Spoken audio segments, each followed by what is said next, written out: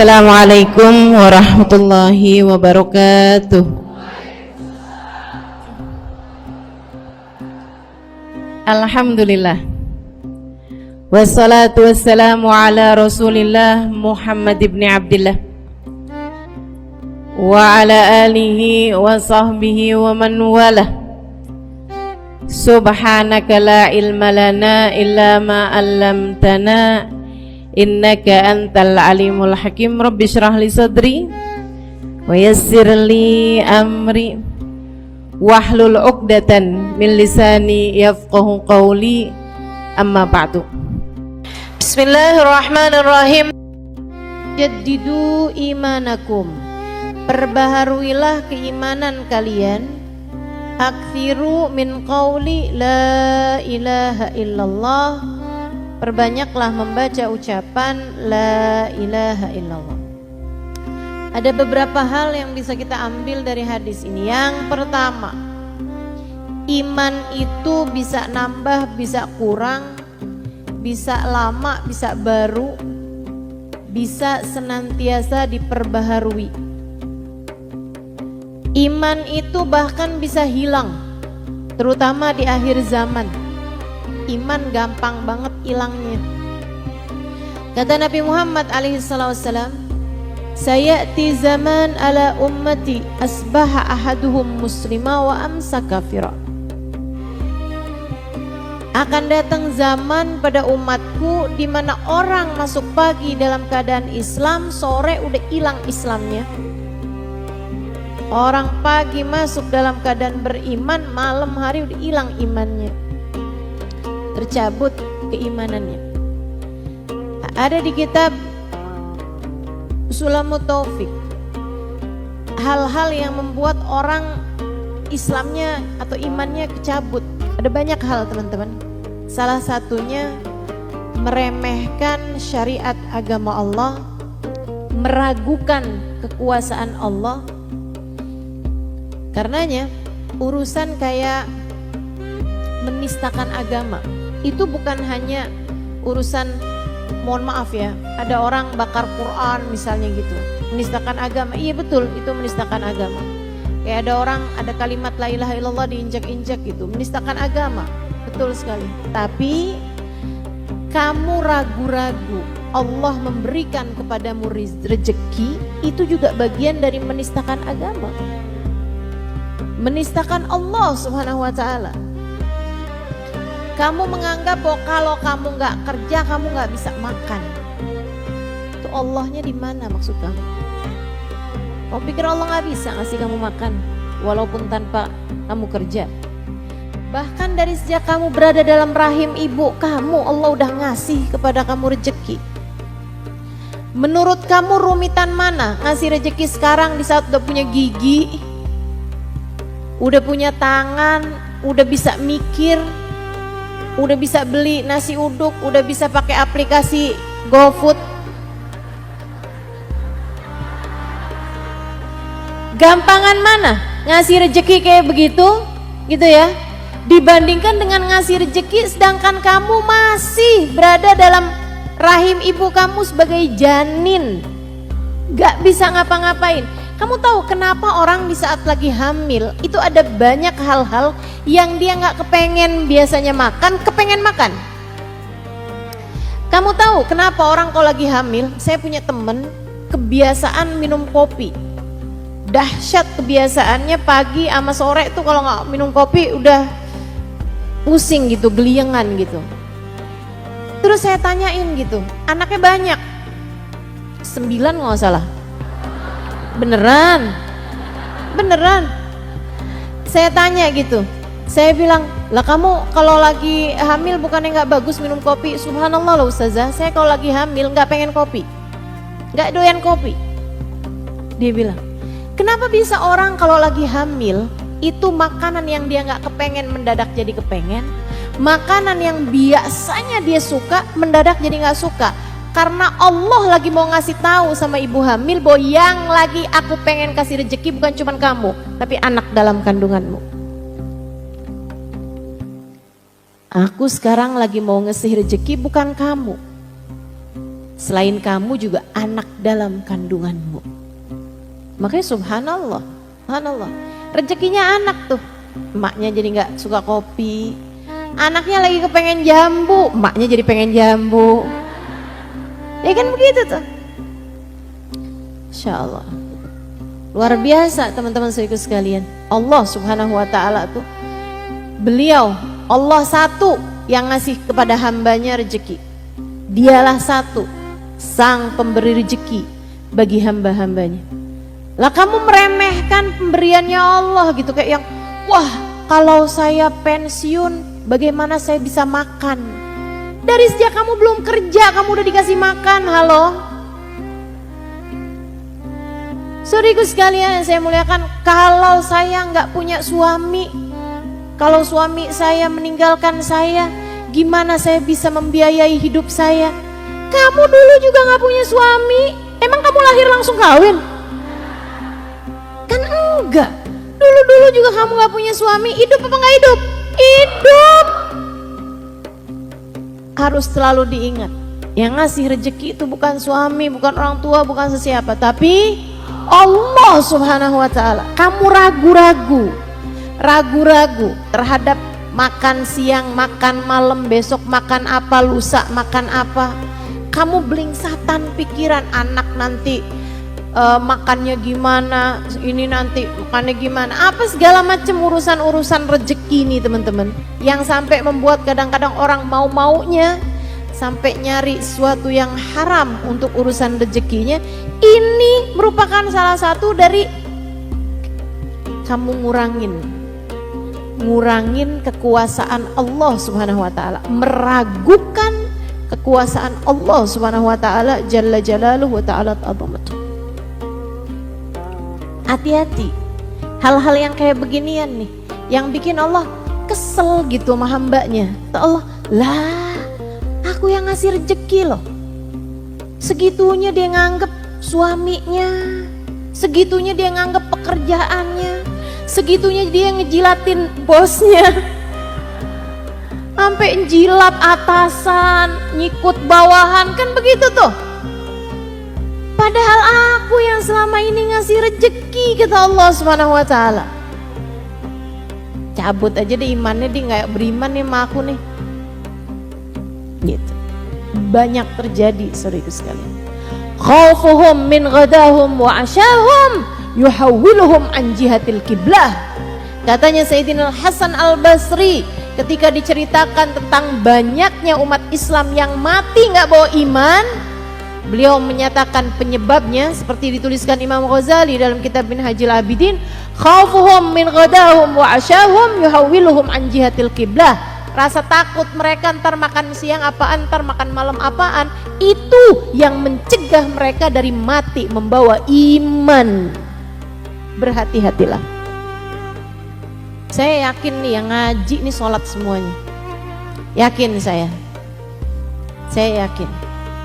Yang saya yakinkan juga yang ngaji pada pakai jilbab semuanya. Ya kan, pada pakai jilbab nutup aurat ya kan. Saya yakinkan itu. Akan tetapi masalahnya iman tuh bukan pakaian, iman bukan gerakan, iman sesuatu yang ada di dalam hatimu. Iman sesuatu yang ada di dalam hatimu teman-teman. Bisa nambah, bisa ngurang, bisa datang, bahkan bisa hilang.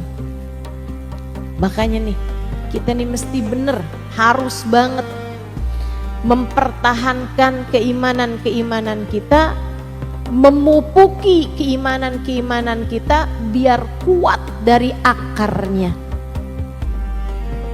Ini yang diperintahkan baginda kita Nabi besar Muhammad. Salah satu penyebab terangkatnya iman, saudaraku sekalian, yang banyak juga meremehkan syariat agama Allah, menganggap ada ajaran lain yang lebih bagus. Hati-hati. Kamu ngelihat orang yang pakaiannya terbuka-terbuka lagi pada jemuran di tepi pantai, terus kamu mikir, enak ya jadi dia ya. Kayak nggak keribetan menjilbab gitu. Kayak mau fashion apaan aja oke gitu. Enak ya. Kalau saya nggak Islam saya kayak gitu tuh. Kamu menganggapnya sebagai sesuatu hal yang bagus gitu, hati-hati teman-teman.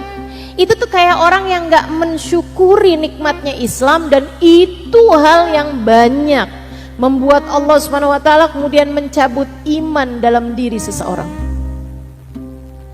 Berhati-hatilah.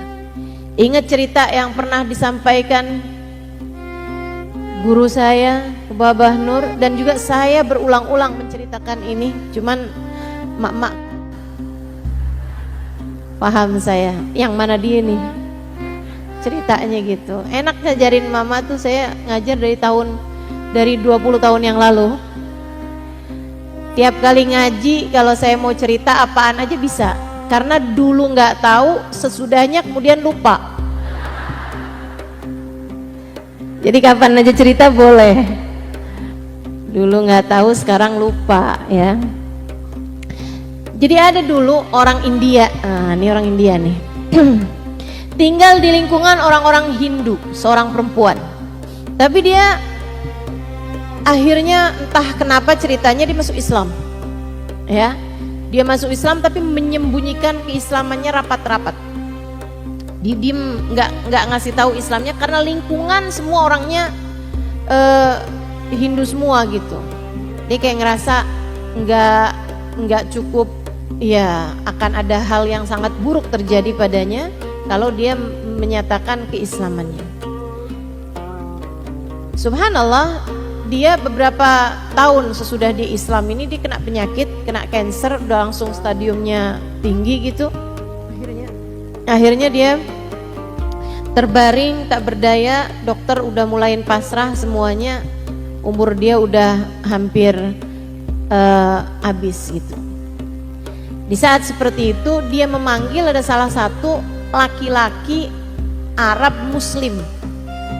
Dia asalnya asalnya dia tinggal di Arab, hijrah kemudian menetap di sana, pedagang di kampung tersebut. Ada satu hari dia bilang sama keluarganya, boleh nggak panggilin saya Fulan bin Fulan? Oh, yang orang Arab itu? Iya. Orang mikirnya yang kayak jatuh cinta nih, permintaan orang mau mati, iya kan? Jadi diikutin aja, panggilin lah tuh si ustadz, si laki-laki Arab ini tadi, kan ustadz dia pedagang. Sampailah di tempatnya dia gitu. Begitu di kamar dia di rumah sakit, dia bilang boleh nggak semuanya keluar, saya mau ada rahasia mau saya sampein, saya malu kata gitu. Orang mikirnya beneran, wah dia mau menyatakan cintanya nih kan, permintaan orang mau mati gitu ya. Nah jadi semuanya keluar, tinggal berduaan nih sama laki-laki Arab itu. Terus dia bilang, dia ngasih, dia udah siapkan jumlah uang, dikasihkan ke si orang Arab itu. Terus dia bilang, saya minta kepada kamu, saya ini muslimah, saya udah masuk Islam. Dia bilang, tapi saya sembunyikan Islam saya dari keluarga saya. Saya minta tolong sama kamu, kalau saya meninggal dunia, tolong mandikan saya, kafani saya, sholati saya, kuburkan saya. Tapi kan nggak memungkinkan pas langsung mati langsung dikerjain. Jadi dia bilang gini, saya akan minta keluarga saya untuk langsung nguburin saya. Nanti malam-malam kamu ambil jenazah saya, perlakukan seperti mana selayaknya jenazah umat Islam. Kasihin duitnya, tolong belikan semua peralatan-peralatan untuk meninggal. Dia bilang, oke, siap. Udah tuh, meninggallah dia. Beneran tuh, langsung dia bilang sama keluarganya, tolong langsung kuburin aja saya nggak mau nyusahin. Karena kan dibakar apa segala macam tuh kan biayanya mahal. Itu tuh ada tarifnya tuh, mau bakar apa open.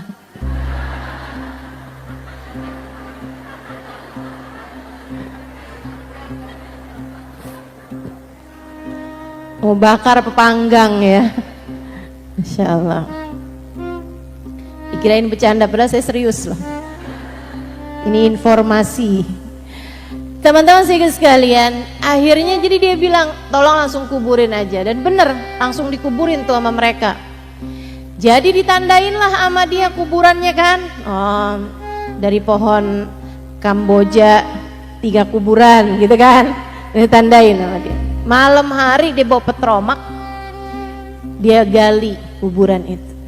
Begitu digali dia heran karena ternyata yang di dalam sudah berkafan. Kok masih kaget aja? Padahal sih udah cerita bolak-balik loh ini. Itu kita dia lupa ya. Baiklah.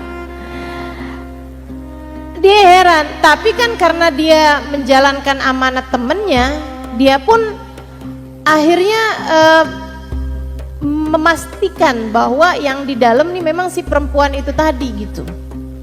Jadilah dilepas sama dia kain kafannya itu yang bagian atas. Saat dia lepas, diambil kain kafannya gitu, pas dibuka ternyata jenggotan. Dia bukan perempuan yang meninggal itu, laki-laki, ada tai lalatnya di sebelah sini. Bukan perempuan yang meninggal yang dia lihat kemarin itu. Jadi kaget banget, akhirnya dia masukkan kembali jenazah tersebut ke dalam kuburnya, dia uruk lagi. Nah, kain kafannya yang paling atas itu diambil sama dia, mau nyari gimana caranya biar dia bisa mensolati jenazah temennya itu. Di sekitar situ nggak ada kuburan baru selain kuburannya dia, karena memang nggak ada yang meninggal selain dia. Dan di kampung tersebut nggak ada orang Islam, artinya nggak ada orang yang pakai kain kafan. Jadi dia heran gitu. Udah tuh berbulan kemudian dia berangkat pergi haji. Dia memang pergi haji gitu tahun itu. Di saat dia pergi haji tuh kain kafan yang itu dia bawa kemana-mana sambil dia doa, ya Allah saya kepengen nih jalanin amanat temen saya nih perempuan, saya nggak tahu gimana cara jalanin amanatnya. Dia dikuburnya di mana saya nggak tahu gitu kan. Mendadak hilang dari kuburannya, ganti orang tuh kan gimana ceritanya gitu. Satu hari saat dia lagi di Masjid Haram dan dia kemana-mana memang bawa tuh kain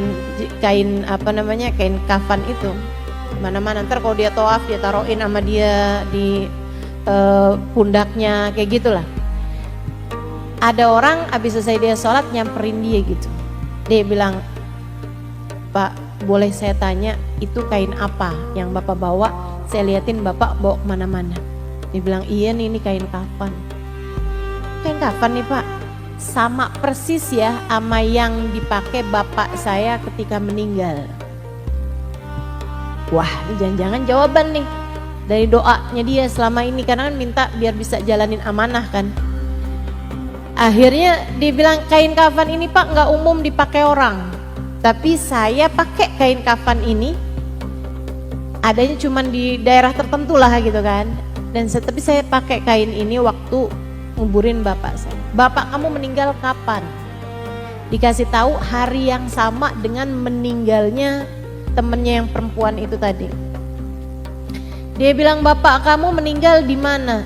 Di Mekah dan dikuburkan di Ma'la, di Hajun, dekat kuburannya Sayyidah Khadijah bintu Khuwailid, istri baginda kita Nabi besar Muhammad. Di Ma'la sana tuh di Hajun. Akhirnya dia bilang, bapak kamu kayak apaan orangnya? Begini, kok mirip ama yang dia lihat.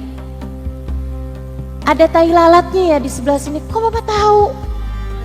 Jangan-jangan ya, kenapa gitu Pak? Diceritakanlah ceritanya amanat perempuan yang di India sana itu. Dia bilang, wah kalau gitu saya penasaran juga Pak, yuk Pak kita gali kubur bapak saya.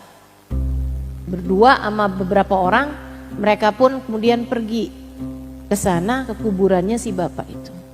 Bener dong, begitu digali kuburannya, yang di dalam kuburannya laki-laki tersebut adalah seorang perempuan yang meninggal di India. Allah pindahin jenazahnya. Allah pindahin tuh jenazah. Jenazahnya perempuan meninggal di India sama Allah dipindahin ke Hajun, gak main-main. Karena dia beriman. Allah gak mau nih wanita beriman muslimah ini dikuburkan di pekuburan yang bukan pekuburan orang Islam. Karena Allah melihat hati. Hatimu beriman, hatimu penuh dengan keimanan, gak pantas untuk kumpul sama mereka-mereka ini yang tidak beriman. Jadi sama Allah dipindahkan, gak tanggung-tanggung. Allah mindahinnya gak dikaret. Allah mindahin gak di jeruk purut, teman-teman. Allah pindahinnya langsung di Ma'la, di Hajun.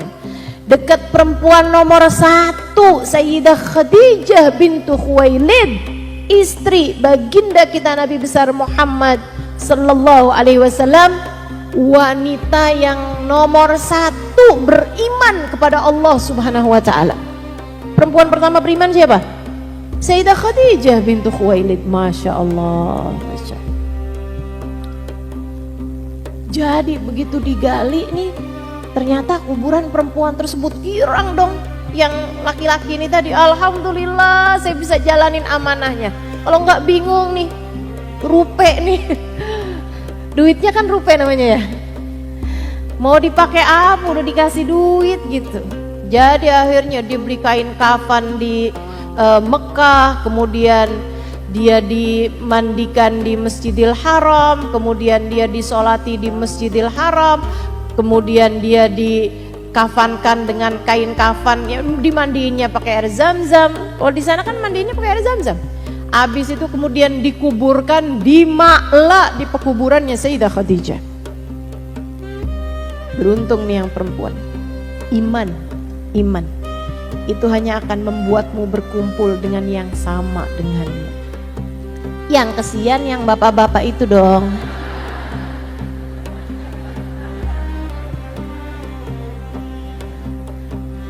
Meninggal di Mekah, dikafanin pakai kafannya orang Islam, disolatin di Masjidil Haram, dikuburkan di Ma'la. Allah pindahin ke India barengan sama orang-orang Hindu di sana, teman-teman. Sian banget nih orang. Apa artinya? Artinya dia dianggap kayak orang Hindu di sisi Allah. Artinya dia dianggap gak mukmin di sisi Allah. Artinya bukan orang Islam nih dia nih. Sana dah kamu di sana, kumpul sama orang-orang teman-teman kamu di sana. Kenapa kok bisa begitu? Ditanyakanlah kepada keluarganya. Si istri bilang, suami saya tuh sebenarnya soleh sih, sholat nggak tinggal, puasa nggak tinggal, pernah. Tapi sih memang, mohon maaf nih ya, kalau lagi musim dingin, malam-malam habis berhubungan intim, dia suka bilang enaknya jadi orang Hindu, orang Buddha gitu. Enak jadi ashabul hunud. Jadi orang-orang Hindu-Hindu itu dia bilang, kalau habis hubungan nih nggak pakai kedinginan mandi. Kita jadi orang Islam nih ribet nih, pakai segala harus mandi, mana dingin lagi. Kayak gitu. Ucapan yang kayaknya dia ngomongnya mungkin kayak bercanda, kayak nggak serius gitu. Tapi itu dia tuh, meremehkan ajaran agama Allah, melihat kayak ada yang lebih menyenangkan dari menjadi umat Islam. Itu hati-hati teman-teman, hati-hati. Kadang-kadang anak-anak remaja kita, kadang emak-emak juga sih ya, bercanda bawa-bawa urusan-urusan kayak begituan tuh. Jangan. Ntar lo masuk neraka misalnya gitu kan ya. Terus dibilangin gitu, kayaknya gak serem deh masuk neraka, ada banyak tuh artis Hollywood katanya gitu. Ntar ada Michael Jackson nyanyi, ntar ada ini, suka kayak begituan tuh. Hati-hati teman-teman, bercanda yang begituan tuh jangan dah, jangan. Takutnya Allah lihat hati kamu beneran punya rasa kayak begitu, akhirnya Allah cabut. Oh kamu mau masuk neraka aja ya, udah dah. Jangan. mudah-mudahan kamu masuk surga, gitu kan, biar ketemu sama fulan bin fulan. Ntar gimana, kalau dia sampai masuk surga gue mendingan keluar lagi. Ada tuh suka ada yang, saya pernah dengar kayak begitu bercandaan. Hati-hati teman-teman. Ini saya omongin nih bukan karena apa ya, karena memang mau ngasih tahu. Kadang-kadang kita nih orang-orang awam macam kita nih, kalau nggak dikasih contohnya nggak ngeh gitu, bahwa itu tuh hal yang kadang-kadang suka diucapkan begitu aja gitu. Jangan, kamu bercanda yang lain aja. Bercanda yang lain aja teman-teman. Ada banyak kan bahan bercandaan. Kamu sendiri ngaca tuh kan udah pengen ketawa. Masya Allah. Untuk kita di sini kan ketawa mulu nih. Kita bercanda tapi kan nggak pakai yang urusan-urusan dosa gitu. Jadi kalau kamu mau bercanda silahkan bercanda, akan tetapi jangan bawa-bawa hal-hal yang bisa mendatangkanmu kepada murkanya Allah, Jadi bercanda yang lain aja, nggak usah bawa-bawa urusan agama, ya. Silahkan apapun kamu bercandain, yang penting jangan bercandain urusan agama. Jelas? Sebab iman bisa saja terkeluar dari dalam hatimu ketika kamu tidak melihat Islam, iman sebagai sesuatu hal yang besar, sebagai sesuatu hal yang paling besar. Inna dina indallahil Islam. Sungguhnya agama yang diterima di sisi Allah adalah agama. Hal apa lagi? Hal yang bisa menjadikan orang keluar dari Islam sehingga Allah Subhanahu wa taala ngelihatnya kayak yang enggak beriman nih di sisi Allah. Al-ma'asi baridul kufur. Kemaksiatan yang enggak ditaubatin. Dosa yang tidak ditaubati, tidak disesali. Itu banyak juga yang menjadi penyebab iman tercerabut dari dalam hati di saat sakaratul maut. Ini ngeri juga nih. Dosa yang tidak ditaubati teman-teman. Makanya saya sering sampaikan gitu kan di majelis-majelis kita, dosa taubatilah semanis apapun dosa itu. Saya nggak bilang seburuk apapun dosa itu kamu harus taubatin, enggak, karena terkadang ada beberapa dosa tuh yang rasanya manis. Kayak ketika kamu mengenang mantan,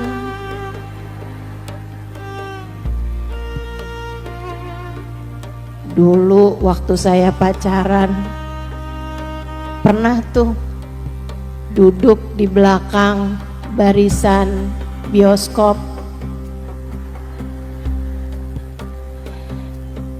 Kamu ketika mengenangnya dengan rasa manis, hati-hati, itu tuh dosa teman-teman. Sayyidina Imam Ibnu Abbas, Sayyidina Sahabi Al-Jalil, seorang sahabat yang agung, Sayyidina Ibnu Abbas, sepupu Nabi kita Muhammad alaihissalam, pernah mengatakan, ya ahlal ma'asi tubu ilallah taubatan nasuha, wahai pelaku maksiat, bertaubatlah kalian kepada Allah dengan sebenar-benarnya taubat. Sesalilah dosa seperti apapun dosa tersebut, sebab ketika kalian tidak mentaubatinya, tidak menyesalinya, setiap kali kamu ingat dosa tersebut dan kamu merasa manisnya dosa itu berulang, ketulis lagi kamu kayak mengerjakan dosa tersebut. Oke, jangan sampai kita nih udah hadir majelis, hampir tiap berapa hari sekali kita hadir majelis, kumpul sama jamaah majelis, sholat nggak tinggal, ibadah nggak tinggal, tapi tiap hari ditulis zina, ditulis judi, karena ingat pernah main judi dan menang. Hati-hati. Dosa semanis apapun harus kamu taubati. Kadang kalau nggak ditaubati bisa jadi sebab Allah Subhanahu wa taala merasa marah, murka kepadamu sehingga mencabut iman yang telah Allah anugerahkan kepadamu itu. Banyak yang kayak gitu, banyak. Dosa itu emang mesti ditaubati. Banyak. Saya pernah cerita juga tuh yang diceritakan Habib Umar bin Hafid tentang orang yang minta tunjukin kamar mandi. Ingat nggak? Tuh kan?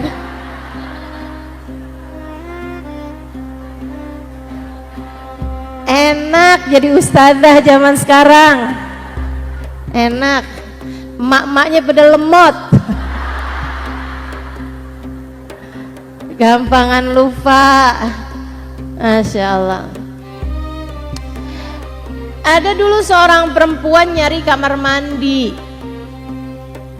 di sebuah negeri Arab sana ya. Di zaman yang belum banyak orang punya kamar mandi. Ada seorang laki-laki pemuda umur 20-an tahun, dia punya kamar mandi dalam rumahnya dan itu jarang. Jadi ini ada seorang perempuan di jalanan pakai penutup muka apa semua karena memang di Arab semua perempuan kayak begitu. Dia bilang ainal hammam, keblek kayaknya gitu. Akhirnya laki-laki ini bilang, "Fi baiti hammam." "Syahina hammam," dia bilang. "Nih, saya punya hammam di kamar mandi, di rumah." Terus dia bilang, "Boleh numpang?" "Ya, silakan." Dia bukain pintu. Si perempuan ini rupanya bukan perempuan solehah. Perempuan yang ya inilah, bukan perempuan yang jaga diri, bukan perempuan bener gitu. Jadi begitu dibilangin itu kamar mandi di situ, dia langsung buka cadarnya, dia langsung buka abayanya gitu kan. Ada baju dalemannya yang dia langsung buka kerudungannya gitu. Dia masuk ke dalam tuh kayak pakai daster pendek gitu kan. Yang laki-laki ini lihat tuh, putih, mulus, cantik, rambutnya hitam, tergerai, panjang gitu. Terfitnahlah laki-laki ini. Jadi begitu si perempuan ini masuk kamar mandi, dia buru-buru tuh tutup semua pintu rumahnya, dia buru-buru tutupin jendela-jendelanya, dia pasangin horden-hordennya biar nggak ada orang lihat. Terus habis itu dia duduk di kursi deket kamar mandi situ nungguin cewek ini keluar. Cewek ini keluar, dia langsung samperin. Dia bilang, "Kamu nggak bisa pergi dari rumah saya sebelum kita diajakin zina." Cewek ini seperti yang tadi saya sampaikan. Ingat nggak nih saya cerita ini? Udah ingat sekarang? Udah, kalau gitu nggak saya lanjutin. Lupa Ustazah, kalau gitu yang ingat ceritain sama yang lupa.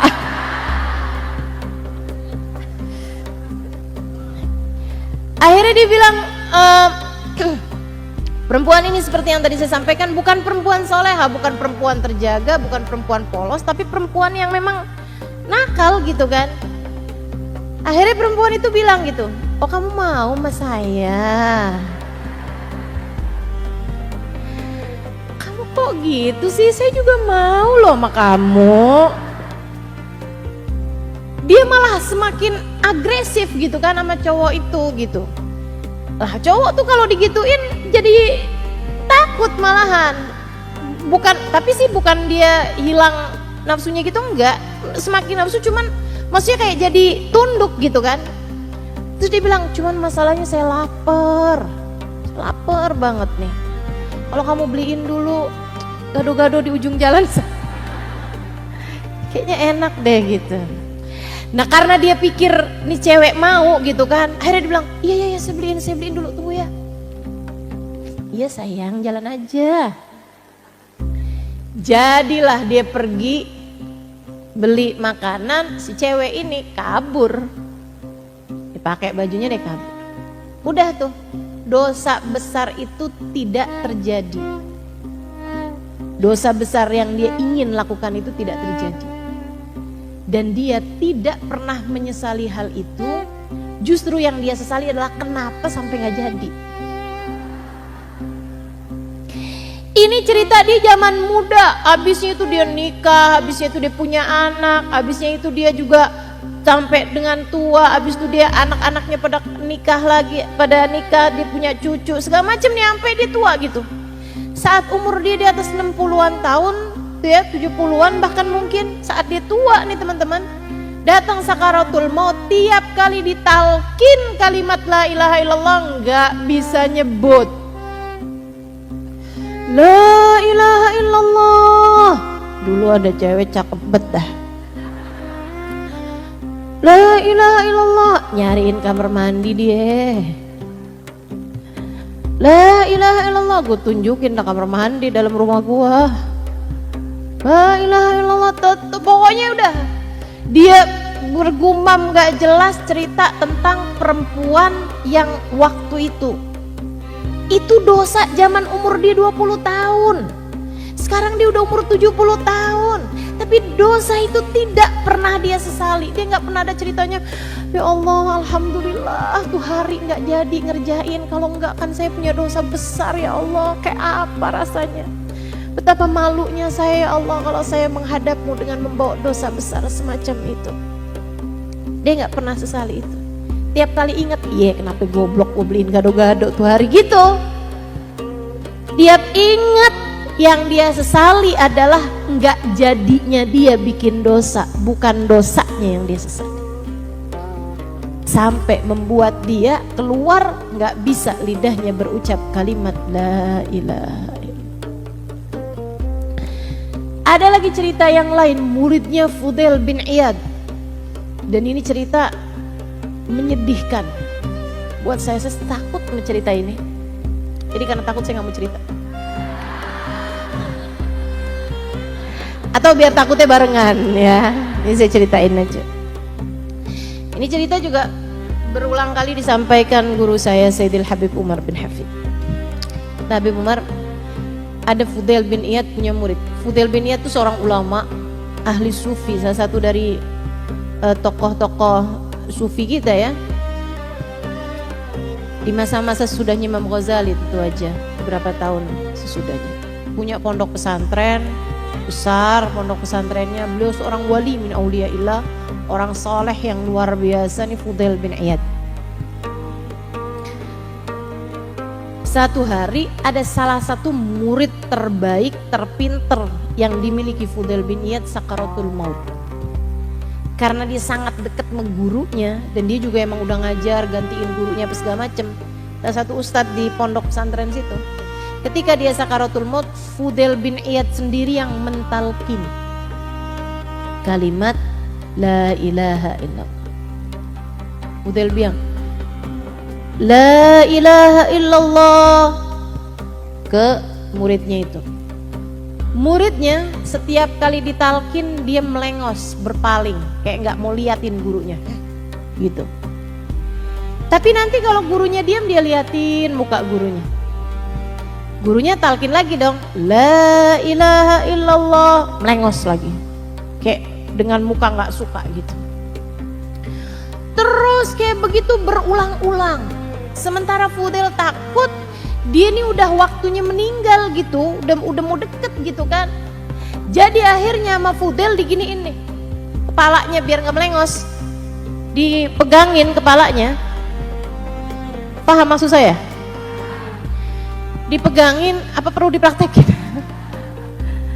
Pegangin kepalanya, terus dia bilang gitu, Qul la ilaha illallah, cepetan baca la ilaha illallah. Gurunya udah gak sabar gitu. Dan dia jawab, Qultuha au ma qultuha fa inni min habari. Saya ucapin atau saya gak ucapin, saya gak percaya lagi sama kalimat itu. Abis itu meninggal dunia. Gak bawa iman, gak percaya sama kalimat la ilaha illallah. Itu murid terbaiknya Fudail. Itu orang paling pinter yang dimiliki sama Fudail bin Iyad. Waliullah, teman-teman. Kebayang gak kamu punya guru wali dan dia murid terpinter yang suka gantiin gurunya kalau ngajar. Kalau gurunya yang nggak bisa ngajar, matinya nggak percaya sama kalimat la ilaha illallah. Nggak bikin serem nih? Serem banget. Kita kadang-kadang punya guru, apalagi waliullah gitu kan, punya guru orang yang sangat masya Allah. Kadang-kadang kayak berasa selamat lah udah pasti, masa sih guru kita nggak nyelamatin. Selamat itu kalau kamu matinya bawa iman, insya Allah guru kamu bisa nyelamatin lagi. Maksudnya kalau ada sisa-sisa dosa, bisa dengan syafaatnya kamu jadi nggak dapat adab gitu kan, atau selamat di saat amal ditimbang gitu. Tapi kalau udah mati nggak bawa iman, itu udah nggak bakalan masuk surga kan. Udah nggak percaya sama kalimat la ilaha illallah, udah nggak mungkin bisa masuk surga gitu. Bahkan baginda Nabi pun nggak bisa nyelamatin kalau udah matinya nggak bawa kalimat la ilaha illallah. Akhirnya teman-teman, Fudail bin Iyad sedihnya luar biasa, sampai nggak keluar rumah berhari-hari, berpuluh-puluh hari. Fudail nggak keluar rumah. Ya Allah, ya Allah, ya Allah, merasa gagal. Saya nih apa artinya punya pondok pesantren segini banyak santrinya, kalau bahkan kepada murid terbaik saya yang paling pinter di pondok pesantren ini saya bahkan nggak bisa nyelamatin dia gitu. Apa artinya saya punya pesantren? Waduh, nangis mulu Fudail bin Iyad, berhari-hari nggak keluar kamar kecuali untuk sholat Jumat sama sholat jamaah. Misalnya keluar masuk lagi, keluar masuk lagi, udah gitu aja. Fudail bin Iyad nggak ngobrol sama orang, nggak ngajar, berhenti semuanya kegiatan, semuanya beliaunya nangis pada Allah SWT. Ya Allah, ya Allah, ya Allah. Satu hari Fudail dapat mimpi kalau untuk membuat murid yang tadi mati nggak bawa iman ini terselamatkan, nggak bisa Fudail. Itu udah ketetapan dari Allah. Akan tetapi kami akan memberitahumu sebab dia mati kayak begitu. Jadi dia pun diimpiin muridnya ini, diimpiin orang ini tadi. Kayak keikat dengan iketan-iketan dari api, susah banget dah. Dia lihat dalam mimpinya, dia nanya, kenapa kamu bisa begitu? Dia pun cerita, bithalasati asya, iman saya tercabut dari dalam hati sebelum kematian saya datang, karena 3 hal yang saya lakukan dari dosa-dosa. Yang pertama, saya selalu merasa bangga sama diri saya sendiri. Saya hafal sekian ribu hadis, saya menguasai sekian mata pelajaran, saya paham hukum-hukum dalam Islam, saya pinter, saya yang paling saya. Hati-hati. Betapa seringnya penyakit-penyakit semacam ini datang pada kita. Ketika kita ngelihat orang yang belum ibadah, ketika kita lihat orang yang belum nutup aurat, ketika kita lihat orang yang masih tenggelam dalam maksiat, terkadang rasa kayak begitu ada di hati kita gitu. Betul? Terkadang kita ngerasa bahwa yang surga pantas buat kita masukin tidak dengan dia gitu. Kayaknya tuh kayak yakin banget kita bakalan ada dalam rombongan Nabi Muhammad. Padahal siapa bilang? Belum tentu. Makanya sering saya sampaikan, kamu pakai jilbab gampang. Yang gak gampang adalah kamu pakai jilbab tapi tidak merasa lebih baik dari yang gak pakai. Itu gak gampang. Kamu ngerjain sholat 5 waktu gampang. Yang gak gampang adalah kamu sholat 5 waktu, bahkan kamu sholat sunnah dan tidak merasa lebih baik dari yang tidak mengerjakannya. Bukannya yang sholat lebih baik Ustazah? Betul, sholat lebih baik daripada gak sholat, betul. Menutup aurat lebih baik daripada tidak menutup aurat, betul. Tapi orang tuanya kamu gak tahu. Mungkin dia adalah seseorang yang menangisi dosa-dosanya di saat kamu bahkan tidak melakukannya. Mungkin dia punya sedekah yang membuat Allah ridho padanya. Kamu gak tahu.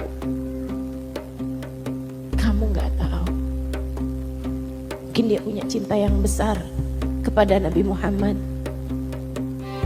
Mungkin dia pernah khidmah pada seorang yang ternyata adalah kekasih Allah. Kamu gak tahu. Pun pula andai kamu tahu, kamu tetap gak tahu akhir kehidupan akan jadi seperti apa. Ada berapa banyak orang yang maksiat. Tahu-tahu akhir kehidupannya dapat hidayah, kemudian meninggal dalam keadaan husnul khatimah. Ada berapa banyak orang yang ibadah. Tapi kemudian akhir kehidupannya Allah murka kepada dia dan mati dalam keadaan su'ul khatimah. Kamu gak tahu.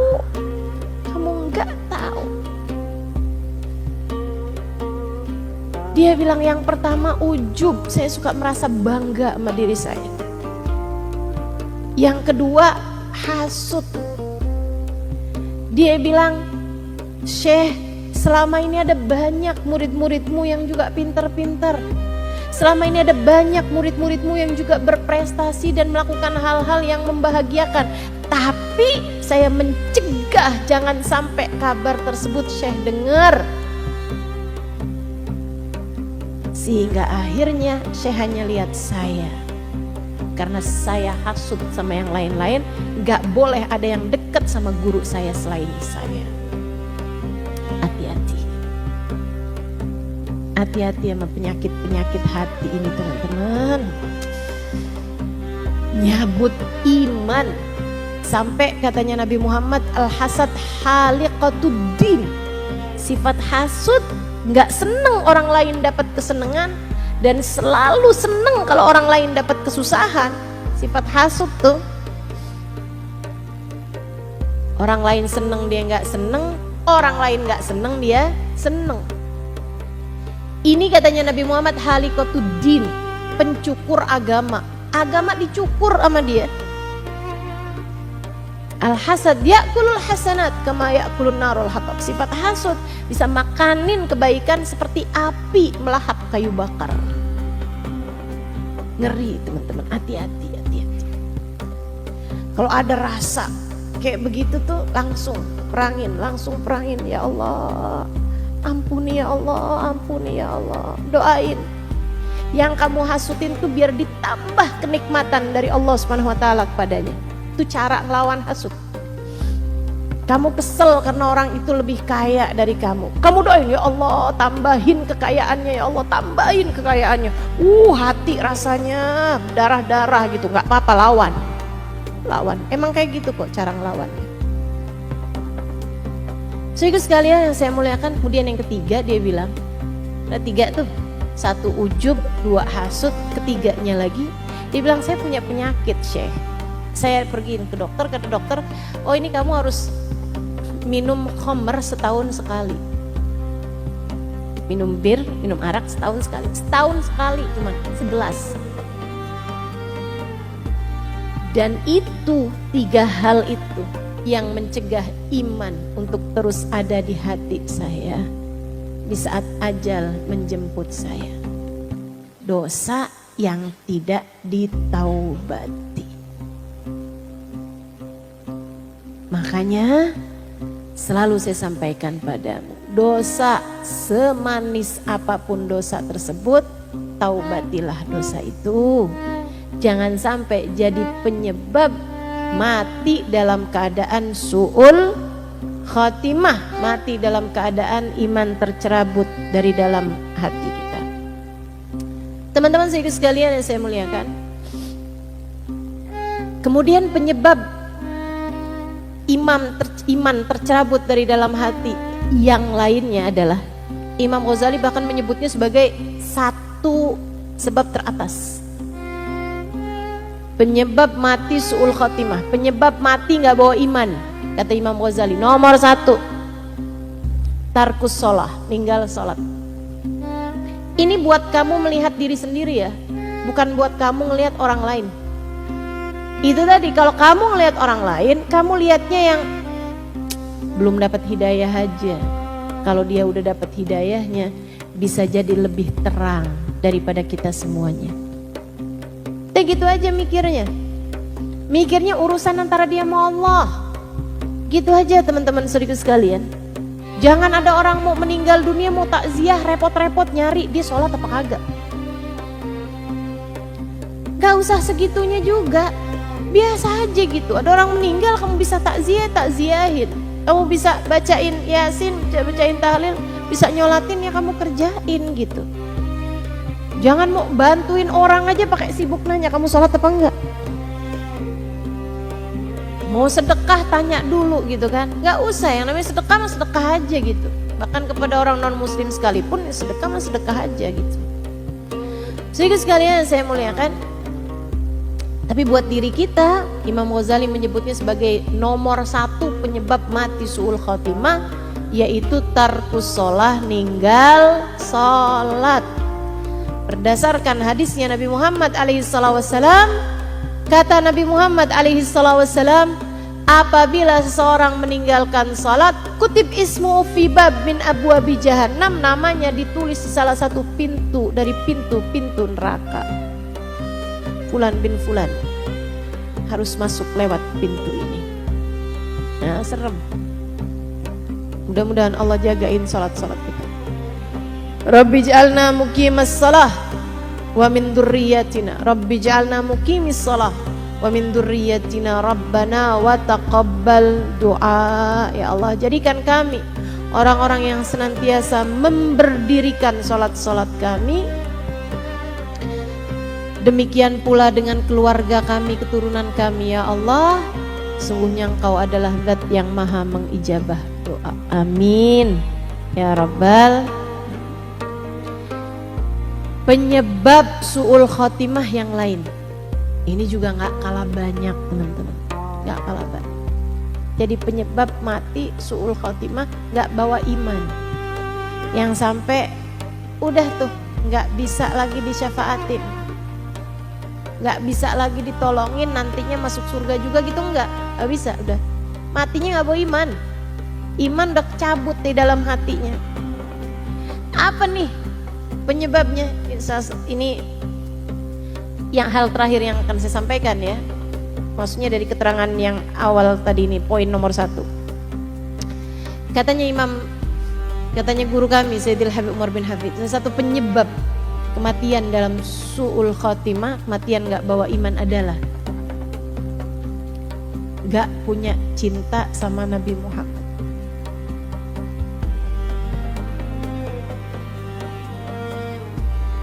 Gak punya cinta sama Nabi Muhammad, atau juga membenci orang-orang saleh, membenci wali min auliyaillah. Gak cinta sama Nabi atau benci sama orang-orang saleh, ini adalah penyebab su'ul khotimah. Serem.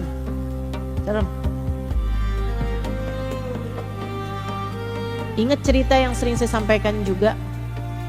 Ada orang hidup di Madinah, gak pernah tinggal sholat di Masjid Nabawi. Gak pernah tinggal sholat di Masjid Nabawi. Selama berpuluh tahun hidupnya, kalau dia lagi ada di Nabawi, di masjid di Madinah, dia sholatnya di Masjid Nabawi. Rumahnya deket sama Masjid Nabawi, tiap sholat di situ. Tua, meninggal.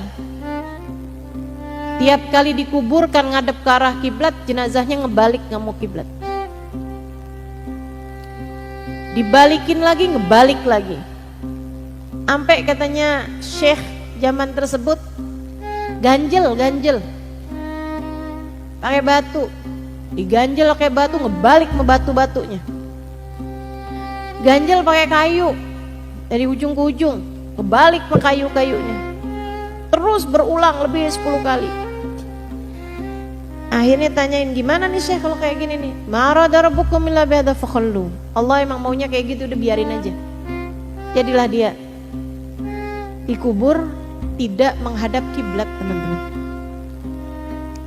Sekali lagi, orang Madinah gak tinggal sholat di Masjid Nabawi berpuluh tahun, bukan cuma arba'in, bukan. Kan katanya kan 40 kali sholat di Masjid Nabawi ada syafaatnya tersendiri kan gitu.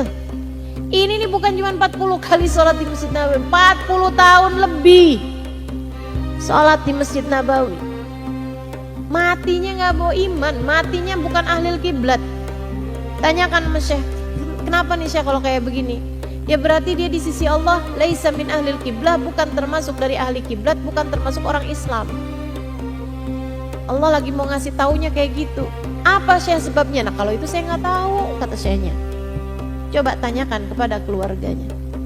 Tanyakan kepada keluarganya, istrinya bilang, suami saya laki-laki soleh, gak pernah tinggal sholat di Masjid Nabawi, gak pernah kurang-kurang sedekahnya, zakatnya, semuanya. Gak pernah kurang-kurang sholat sunnahnya, puasa sunnahnya. Nih teman-teman saudaraku sekalian, suami saya orang yang selalu apa-apa ngerjain gitu, kerjain semuanya tuh dari syariat agama Allah.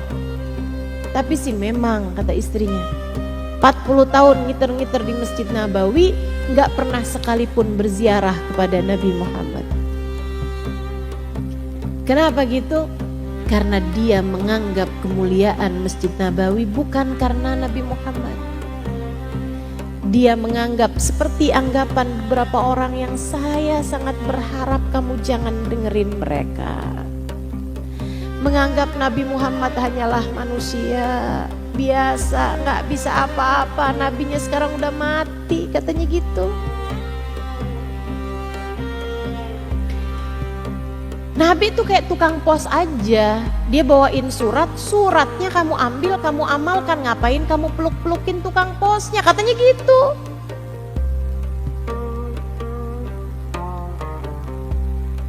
Mereka aneh sama kita yang beribadah dengan cinta.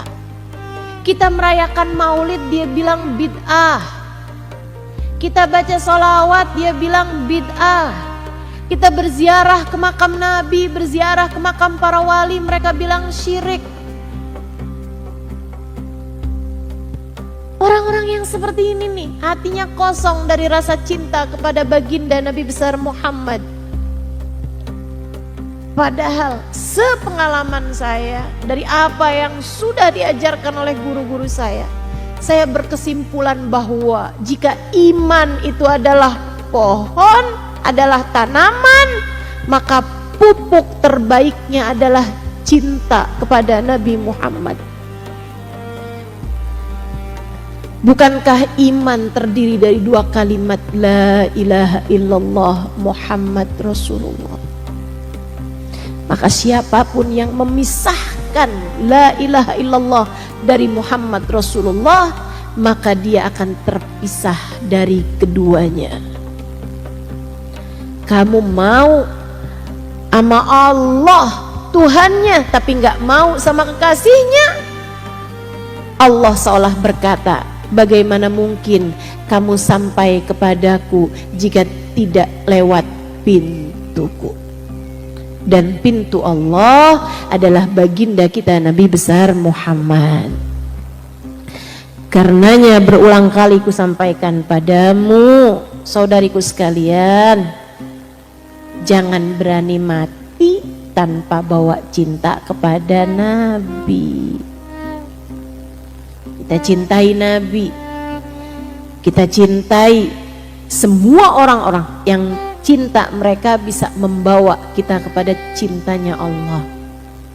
Kita cintai hamba-hamba Allah, kita cintai para kekasih-kasih Allah, kita cintai ulama, kita cintai guru-guru kita cintai orang-orang soleh sebagai bagian dari perjalanan kita menuju cintanya Allah. Mudah-mudahan Allah tetapkan iman Islam di hati kita. Jadi poin pertama dari hadis kita ini adalah bahwa iman tuh bisa naik, bisa turun, bisa nambah, bisa ngurang. Iman itu teman-teman bisa datang dan bahkan juga bisa hilang. Maka pastikan bahwa kamu adalah seseorang yang Allah Subhanahu wa ta'ala mantapkan iman di dalam hatimu. Selalulah minta pada Allah Subhanahu wa ta'ala, ya muqallibal qulub tsabbit qalbi ala dinik wa tawaffani ala millatik. Ya Allah, tetapkan hati kami dalam keimanan kepadamu, wahai zat yang membolak balikkan hati. Tetapkan hati kami dalam keimanan kepadamu, matikan kami dalam agamamu. Teruslah berdoa, Rabbana la tuzigh qulubana ba'da id hadaitana wa hab lana min ladunka rahmatan innaka antal wahhab. Ya Allah, jangan pernah Engkau cabut hidayah iman yang telah Engkau karuniakan kepada kami. Ya Allah, karuniakanlah senantiasa rahmat-Mu, sungguhnya Engkau adalah zat yang maha memberi. Teruslah berdoa, ya Allah biha, ya Allah biha, ya Allah bihusnil khatim, ya Allah biha, ya Allah biha, ya Allah bihusnil khatim. Ya Allah, anugerahkanlah kami kematian dalam husnul khatim, kematian dalam keadaan yang terbaik, kematian dengan berbekal iman dan Islam. Amin ya Rabbal. Itu poin pertama. Kemudian poin yang kedua, Nabi di sini mengajarkan kepada kita tentang fadilahnya kalimat la ilaha illallah. Kata Nabi, aktsiru min qauli la ilaha illallah, perbanyaklah kalimat la ilaha illallah. Maka poin keduanya adalah zikir tuh mesti perbanyak dan enggak ada ketetapan tentang banyaknya itu berapa. Maka zikir tuh zikir aja, perbanyak aja teman-teman. Jangan kamu suka bilangin bahwa Nabi nggak ngajarin kok, berarti tuh bid'ah. Itu dari mana tuh? Nabi udah bilang banyakin ya. Nih ya, kamu bayangin ada guru udah ngomong sama murid. Saya misalnya, saya biar kayak gimana kan ngajar kan berarti guru. Guru tuh nggak harus yang tinggi-tinggi, enggak. Saya guru emang guru ya enggak? Guru SD juga guru, betul? Guru PAUD aja juga guru. Nih ustazah nih suka menggurui. Lain lagi tuh. Kalau menggurui lain lagi. Tapi bahwa saya seorang guru kan semua sepakat ya. Oke, baik. Guru adalah yang ngajarin orang lain. Nah, saya misalnya ngajarin ya, Bu,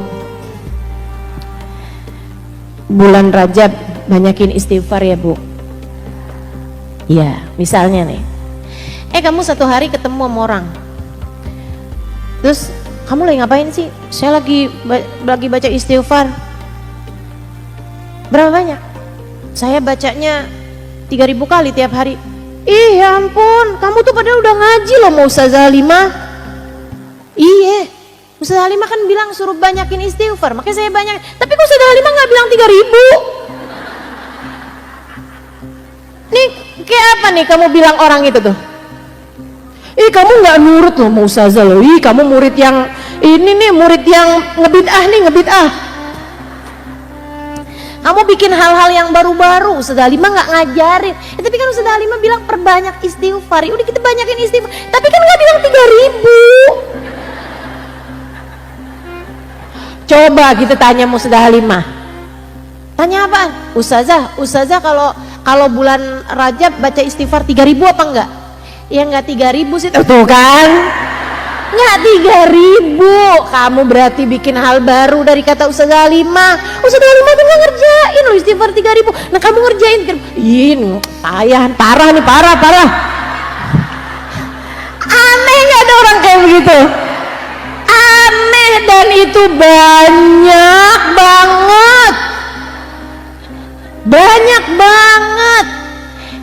Nih Ustazah Khadijah nih ngajarin baca sholawat Nariyah. Berapa banyak Ustazah? Banyak dah pokoknya. 4.444. Dikata apa? Bid'ah. Dari mana tuh 4.444? Lu bikin nih bid'ah. Tapi kan baca sholawat kan sama Allah juga udah diperintahkan kita baca sholawat. Tapi kan sholawatannya nggak sholawat itu juga nggak kayak gitu yang diajarin sama Nabi tuh. Cuman sholawat Ibrahimiyah. Itu ada sholawat Nariyah, sholawat Kamilah, sholawat Fatih. Bid'ah tuh bid'ah, semuanya bid'ah. Nabi nggak baca itu. Ayo kalau nggak percaya kita tanya sama Nabi. Nabi baca nggak sholawat Fatih? Iya baca lah. Orang sholawat Fatih itu yang nulis Sayyidina Abu Bakar Al-Bakri kalau nggak salah ya, itu ya, maksudnya ulama yang datang sesudah baginda Nabi Muhammad sallallahu alaihi wasallam.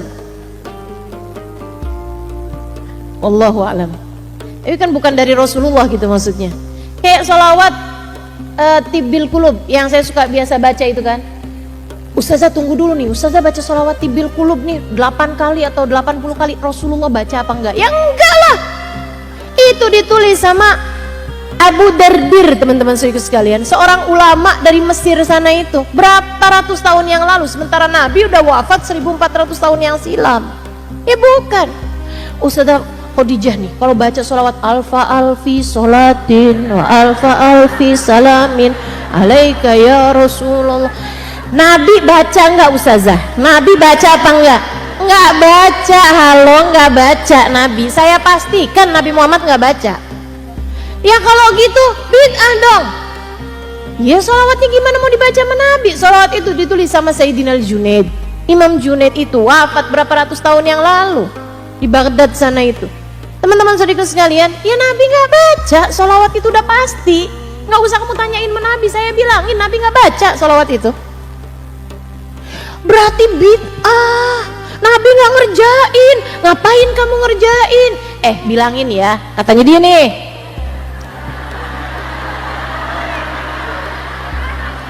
Kata dia nih, dengerin nih, dia bilang kayak begini nih, kita tuh yang Nabi Muhammad suruh aja belum tentu kita kerjain, ngapain kita ngerjain yang Nabi Muhammad nggak ngerjain? Dia bilang begitu. Ini kan aneh-aneh nih. Terus dia bilangin kita bid'ah. Nah kan Nabi yang nyuruh aksiru minas sholati alaiya, perbanyaklah kalian baca sholawat padaku, fa inna sholatakum alayya nurul lakum yaumal qiyamah, karena sholawat kalian kepadaku bakal jadi cahaya bagi kalian di akhirat nanti. Ya kan Nabi nggak nyuruh 4.444.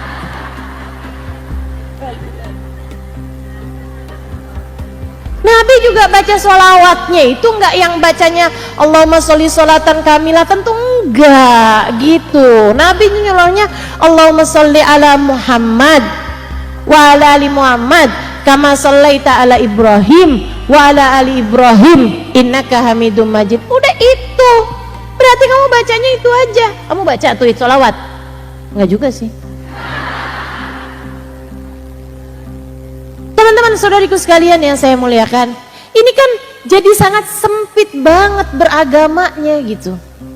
Jadi sangat sempit beragamanya. Ini kayak gini nih, Nabi Muhammad bilang jaddidu imanakum, perbaharui keimanan kalian, perbanyak baca la ilaha illallah, perbanyak kata Nabi. Jadi kalau ada orang baca mau 1000 kali kek, mau 10.000 kali kek, mau kayak Sayyidina Habib Abdullah bin Abu Bakar Al-Aidrus 12.000 kali tiap harinya, begitu kan ya? Mau kayak Habib Abdullah bin Husain bin Thayyib 25.000 kali tiap harinya, itu bebas, silahkan aja.